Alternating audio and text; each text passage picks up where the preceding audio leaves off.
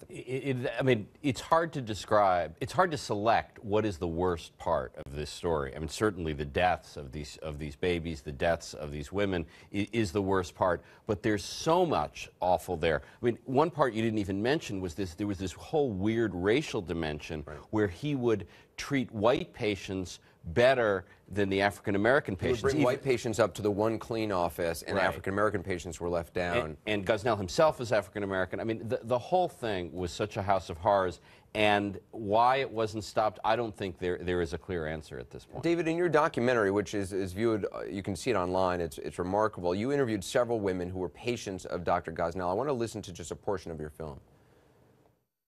I came in, and they finally called my name. And I went upstairs. And I remember just walking through and looking, and I seen some women that looked half dead in these bloody recliner chairs. There was blood all over the floor. And I just kept going. David, if anyone from the Department of Health or other agencies had actually gone there over the years, they would have seen what that patient saw. Absolutely, yeah. I mean, that was one of the things that I just couldn't believe when I first heard about this case and started reading the grand jury report. You know, the Pennsylvania Department of Health, the Pennsylvania Department of State, and the Philadelphia Department of Public Health and Safety, they had ample opportunity to investigate and to shut Gosnell down. And Joe, the doctor's staff, they seem completely untrained. I mean, the chief anesthesiologist, I understand, only had like a 7th grade education. That's correct. Linda Williams testified this week. She never went beyond 7th grade, and she eventually got some training as a phlebotomist, but really didn't work in that job. She was working at another abortion clinic in Delaware, sterilizing instruments. That's where she met Gosnell. And later, after her husband was murdered and she was going through problems, Gosnell agreed to hire her under the table, brought her in, and then gradually trained her in different skills needed for the abortion procedure. And Linda, as any other employee, when they said, "Is this okay? Is this legal?" Gosnell, according to the trial testimony, would say, "You're working for a doctor, you're grandfathered in." Eight of his subordinates have already pleaded guilty. And so at first their defense was, well, the doctor told me it was okay. But when you have monstrous acts like this, just a doctor telling you that this is okay, you know, you as a human being are expected to understand this was a crime. And Jeff, in '93, they stopped all inspections in the state of abortion clinics. Was that because of political pressure? Well, that to me, and perhaps these other gentlemen can explain that to me, I'm a little confused as to why that happened. You know, Pennsylvania has been a hotbed of abortion politics. And one of the interesting aspects of this case is everyone sees what they want politically in this case. You know, anti-abortion people see the horror of abortion. Pro-abortion rights people say this is what happens when you don't allow people to use Medicaid to get abortions.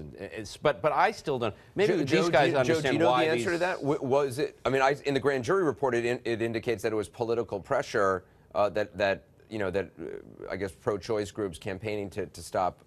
Do you know why why all inspections were stopped? Well, we don't know exactly why the Commonwealth of Pennsylvania and Jeffrey's right. After all the work they put into the Abortion Control Act and trying to restrict abortion in every way they can, we've never really heard why they didn't follow up. Not only did they not inspect the clinics, but in one case of I think you mentioned earlier, a 14-year-old girl who had an abortion. She was going to have an abortion at Gosnell's clinic. She wound up going to the emergency room of a local hospital. The fetus was born dead, and the Delaware County medical examiner wrote to the State Department of Health saying this is a 30-week-old fetus. It's in violation of the Abortion Control Act. Never received a response.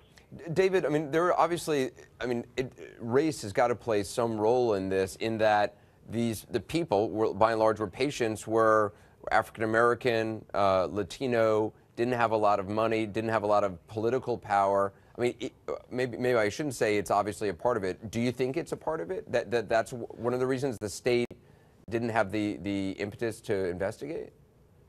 Yeah, I mean, I think that's part of it. I mean, page 13, if I can just read just a really short thing, it says, on page 13 of the grand jury report, it says, we think the reason no one acted is because the women in question were poor and of color, because the victims were infants without identities, and because the subject was the political football of abortion. So I think that absolutely played a part of it. It wouldn't be accurate to say that all of his patients were minorities. I was just talking to one of his former patients last week who was a white girl who went to a reputable clinic in Maryland, and that clinic referred her to Gosnell. So there were hundreds of women who came to Gosnell from his neighborhood, but there was also women who came to Gosnell from all over the eastern seaboard, right, out of state, who were referred to him. Yeah, it seems like this became known as his specialties. He was a guy who, for cash, I mean, these are the allegations, that for cash he would perform late-term abortions, right, where others wouldn't. And as we all know, late-term abortions are one of the most politically controversial aspects of abortion now. They are generally banned, except when the life of the mother is at stake, life or health of the mother, but that can very much be determined by the doctor, and Gosnell apparently had the reputation for finding a justification for doing it. Joe, you've been in the courtroom, you've been following this trial. David, obviously you picked up on this a long time ago. There has been a lot of criticism of mainstream media, Jeff, for not covering this in the same way they covered the Jodi Arias trial, or it's not front page news in a lot of places. This is the first night we're covering it. Why do you think that is, that it hasn't received the kind of front page coverage? Well, the people making those criticisms, by and large, are conservatives who are saying, the liberal media is trying to protect abortion rights by not showing this horror show. I don't buy that at all. I think I can only speak for CNN and my knowledge of this part of the media, the New Yorker, where I work. I have some sense of mainstream New York Times. They don't cover a story. It's a business decision. We are not operating with a political agenda here. We pick stories, by and large, for reasons that we think people will be interested. I don't think we're covering this up. So I just think that's a way of trying to ginning up their supporters. Yeah.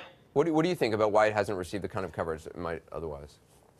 Well, I mean, I am shocked that the major media outlets haven't covered a story that is as, for lack of a better word, sensational as this. I mean, I do think it's because we're uncomfortable talking about the issue of abortion. And unfortunately, because we haven't talked about it, these women and these babies are being forgotten. These women who, like women who are in the film, like Makeda, who you just saw, and another woman, Davida, and they've been forgotten. They've been, quote unquote, blacked out. So I think abortion has something to do with it. We're uncomfortable talking about it. We're afraid to talk about it. I think for me, the eye-opening part was reading the grand jury report, and once you read it, it's not only the horrors that occurred there, but the failures, repeated failures, year after year after year of state authorities, and that bears further investigation.